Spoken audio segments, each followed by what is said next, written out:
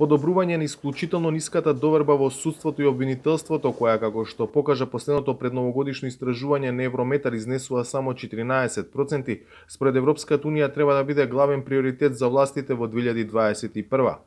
Врвните представници на Европската унија во земјава, повикувајќи се на октомврискиот извештај на Европската комисија, нотираа подобрување во правосудната сфера, напредок во реформите и владењето на правото, еден од клучните европски критериуми, но и потреба од доследно имплементирање на законите.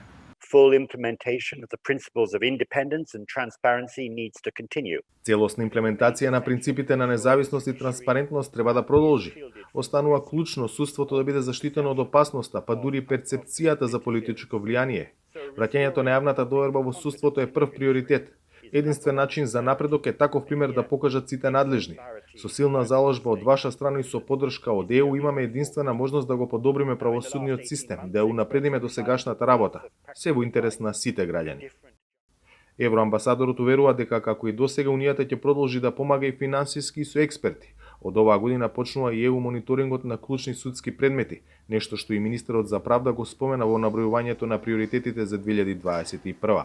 Прво, доследна имплементација на моделот за евалуација на судиите и јавните обвинители од страна на Судскиот совет и од страна на јавниот обвинител на Република Северна Македонија и Советот на јавни обвинители, се разбира. По втор приоритет би го посочил отпочнување со мониторинг на судски предмети врзани со висока корупција, околу 50 на предмети годишно.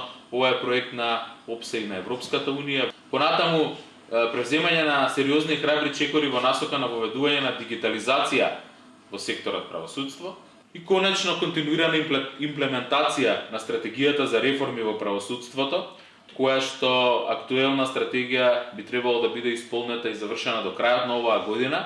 Паралелно со финиширањето на актуелната, надлежните треба да изготват нова 5-годишна стратегија за реформа на правосудството 2022-2027.